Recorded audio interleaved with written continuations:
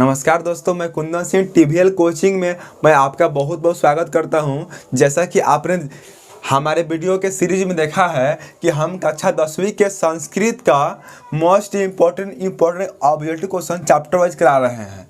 कुल मिलाकर हम 11 पार्ट का ऑब्जेक्टिव क्वेश्चन का सॉल्यूशन आपको दे चुके हैं। यदि आप नहीं देखे हैं तो आप जाकर देख सकते हैं हमारे चैनल के प्ले लिस्ट में, ठीक है। इस वीडियो में हम कक्षा 10वीं संस्कृत के पाठ 12 जिसका नाम है कर्णशय दानवीरता नामक पाठ में कुल मिलाकर के 1 से 14 तक ऑब्जेक्टिव क्वेश्चन है। हम सारे ऑब्जेक्टिव क्वेश्चन को बारी बारी से देखेंगे। तो सबसे पहले इस चैप्टर में हमको पढ़ना क्या है? इस चैप्टर में हमको पढ़ना है कर्णशय दानवीरता, यानी कर्ण की दानवीरता को पढ़ना है। आपने सुना ही होगा कि सबसे बड़े दानवीर कौन थे? तो कर्ण थे। सबसे बड़े दानवीर में किनका नाम आता है? तो कर्ण का आता है। सबसे अच्छे पुत्र में किसका नाम आता है? तो श्रवण कुमार का आता है। सबसे अच्छे भाई में किनका नाम आता है?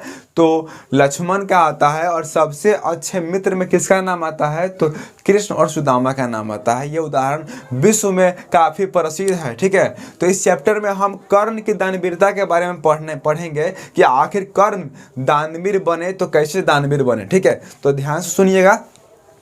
कर्ण को बचपन से ही कवच और कुंडल प्राप्त था। कवच और कुंडल प्राप्त था। कोई भी शक्ति उनके सामने आती थी तो कवच कुंडल अपने से प्रकट हो जाता था और वह शक्ति कर्ण का कुछ नहीं बिगाड़ पाती थी। मतलब महारानी कुंती को वरदान मिला था ना कि जिस भगवान का वो आवाहन करेगी, मतलब महारानी कुंती जिस भगवान को पुकारेंगी, उनका आवाहन करेंगी तो उनके द्वारा उनको पुत्र होगा। तो उन्होंने सोचा कि अरे ये सही है कि गलत है, क्यों ना इसका एक बार जांच किया जाए।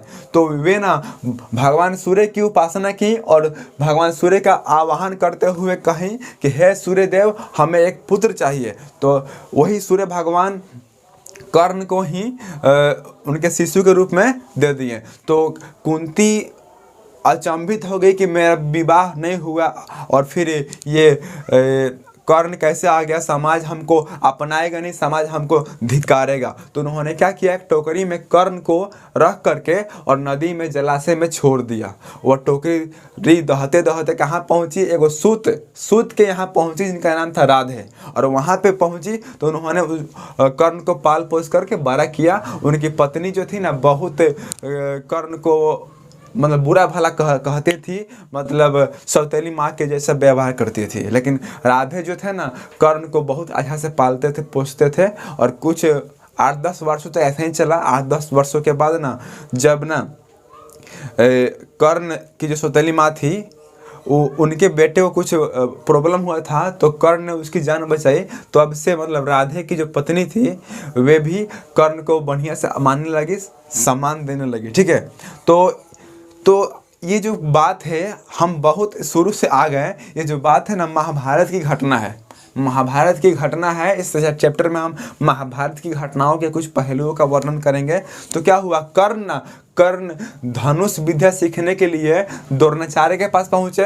द्रोणाचार्य ने कहा कि आप राजपुत्र नहीं हैं, आप एक सूत पुत्र हैं और हम सिर्फ राजपुत्र को ही ज्ञान देते हैं, इसलिए हम आपको ज्ञान नहीं देंगे। तो कर्ण चले गए द्रोणाचार्य के गुरु के पास जिनका नाम था परशुराम, और उनसे उन्होंने ज्ञान की प्राप्ति की, ठीक है। लेकिन उन्होंने ना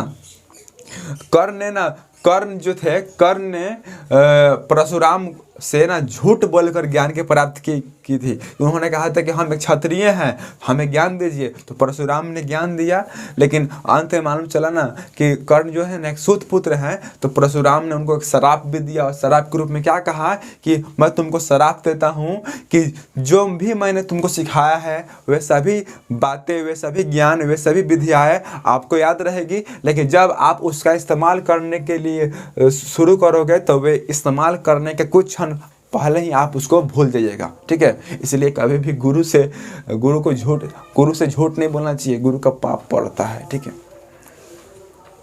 तो महासभा हो रही थी, सभी पांडव और कौरव अपने अपने युद्ध शस्त्र कलाओं का परिचय दे रहे थे, वहाँ पर कर्ण भी पहुँचे थे।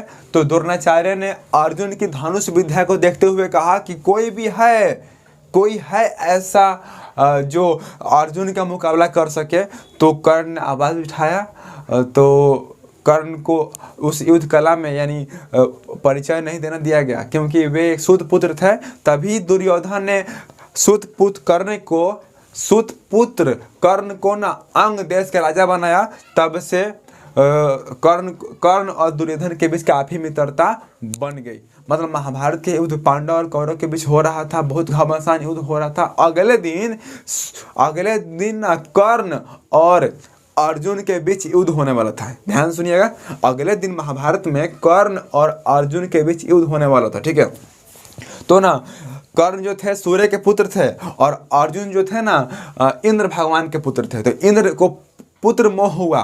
ये सभी बातें सूर्य भगवान को मालूम चल गई थी कि इंद्र ना छल करने वाला है कर्ण के साथ। तो ना सूर्य भगवान ना रात को आए कर्ण के पास और उन्होंने कहा कि मैं तुम्हारा पिता हूँ और मैं तुम्हारा जान बचाना चाहता हूँ। तुम कल जब स्नान करने जाओगे और तुम्हारे पास साधु के भेष में इंद्र भगवान आएंगे और वे तुमसे कवच और कुंडल मांगेंगे, तो तुम उनको मत देना, नहीं तो कवच और कुंडल दोगे तो तुम युद्ध में मारे जाओगे। ठीक है, तो कर्ण ने कहा इतने दिन से आप कहाँ थे? हमारा बचपन कितनी कठिनाइयों में पला है, आप इतने दिन से कहाँ थे? जाइए, हम अपना वचन नहीं तोड़ेंगे। जब हम वचन तोड़ देंगे तो हम काहे का दानवीर रहेंगे? हमको दानवीर की उपाधि लेनी है। हम अवश्य ही भगवान इंद्र को दान देंगे, जो मांगेंगे उनको हम अवश्य देंगे। तो ठीक है, अगले दिन ठीक ऐसे ही हुआ। कर्ण गंगा नदी में स्नान करके बाहर आए। इंद्रदेव साधु के रूप में गए और उन्होंने कहा कि मैंने सुना है कि तुम बड़े दानवीर हो, जो तुमसे प्रातःकाल कुछ भी मांगता है तुम उसको दे देते हो, तो लाओ मुझे अपना कवच कुंडल दे दो। तो इंद्र भगवान ने कर्ण से कवच और कुंडल ले लिया। ठीक है, तो जिसके कारण क्या हुआ, इंद्र भगवान को बाद में पश्चाताप भी हुआ कि मैंने गलत किया है, पुत्र मोह में मैंने गलत किया है। तो उन्होंने क्या किया, कवच और कुंडल लेने के बाद इंद्र को एक और अस्त्र दिया। उन्होंने कहा जिसका नाम लेकर के तुम चलाओगे, यह जो अस्त्र है जा करके सीधा उसी को घात करेगा, उसको मार देगा। ठीक है, तो कर्ण ने उसी अस्त्र का प्रयोग ना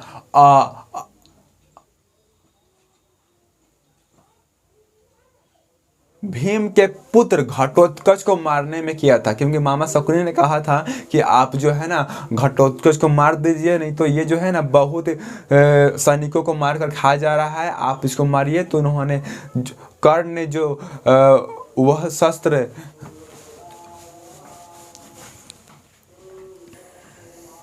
अर्जुन को मारने के लिए रखा था, वही शस्त्र उन्होंने घटोत्कच पर चला दिया। ठीक है, अंत में कर्ण की मृत्यु हो गई, छल हुआ। ये तो हुआ कहानी वाला बात। अब इस चैप्टर के वस्तुनिष्ठ प्रश्नों को हम बारी बारी से देखेंगे। सभी प्रश्न काफी महत्वपूर्ण है, तो ध्यान से देखिए सभी प्रश्नों को। पहला सवाल है, कर्णशय दानवीरता कहाँ से लिया गया है? तो याद रखिएगा, कर्णशय जो दानवीरता नामक पाठ है यह कर्णभार नामक नाटक से लिया गया है। याद रखिएगा, कर्णशय दानवीरता नामक जो पाठ है कर्णभार नामक नाटक से लिया गया है। और कर्णभार कहाँ से लिया गया है? तो महाभारत से। और महाभारत के लेखक कौन थे? तो महर्षि वेदव्यास जी। ठीक है, और महाभारत को अपने आंखों से किसने देखा है? तो संजय ने। संजय देख करके महाभारत की सही बातों को धृतराष्ट्र को बता रहे थे, जो आंख से अंधे थे। ठीक है, आपको मालूम होगा, आपने महाभारत देखा होगा। तो अगला प्रश्न है, किसे सबसे बड़ा दानवीर की उपाधि मिली है? तो कर्ण को सबसे बड़े दानवीर की उपाधि मिली है। ना आज तक कर्ण जैसा दानवीर हुआ था और ना आज तक होगा। ठीक है, अगला प्रश्न है, कर्णभार के लेखक कौन थे? तो भास जो भास जी जो थे ना कर्णभार के लेखक थे। अगला प्रश्न है कर्णभार नामक नाटक किस ग्रंथ से लिया गया है? तो महाभारत। महाभारत नामक महाग्रंथ से कर्णभार को लिया गया है। अगला सवाल, पांडव कितने थे? तो 5। आपको मालूम होगा पांडव 5 थे। कौरव कितने थे? तो 100। अगला प्रश्न है कर्ण किनके पक्ष में युद्ध कर रहे थे? तो याद रखना है कर्ण जो थे ना चाहते हुए भी कौरव के पक्ष में युद्ध कर रहे थे, क्योंकि वे समाज में परिवर्तन लाना चाहते थे। ओके। अगला प्रश्न है इनमें से कौन कुंती के पुत्र थे? तो कर्ण। कर्ण और अर्जुन दोनों कुंती के ही पुत्र थे। ठीक है। अगला प्रश्न है इनमें से कौन सूर्य पुत्र थे? तो कर्ण ही थे। अगला प्रश्न है किसे जन्म से ही कवच और कुंडल प्राप्त था? तो कर्ण को। 11 नंबर सवाल आप देख सकते हैं स्क्रीन पर। सवाल है कर्ण के साथ किनका युद्ध होने वाला था? तो अर्जुन का। अगला प्रश्न है इंद्र किनको दीर्घायु होने का आशीर्वाद नहीं देते हैं? तो कर्ण को। सेकेंड लास्ट क्वेश्चन है कर्ण किनको पूरी पृथ्वी जीत कर दे रहे थे? तो इंद्र भगवान को। इंद्र भगवान को पूरी पृथ्वी जीत कर दे रहे थे, फिर भी इंद्र ने क्या कहा? हमें जब चाहिए तब आपका कवच ही कुंडल चाहिए। लास्ट क्वेश्चन है कर्ण समाज में क्या चाहते थे? तो कर्ण जो थे ना समाज में परिवर्तन चाहते थे। ठीक है।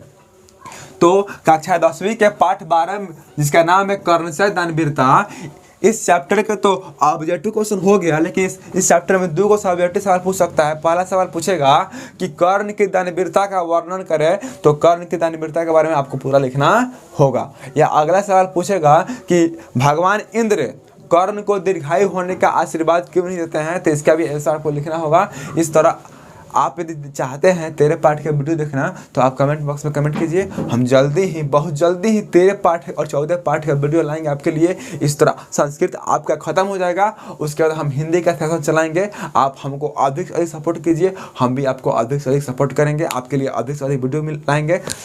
तो इस तरह आज का ये वीडियो खत्म होता है। मिलते हैं अगले वीडियो में, तब तक के लिए नमस्कार। जय हिंद, जय भारत।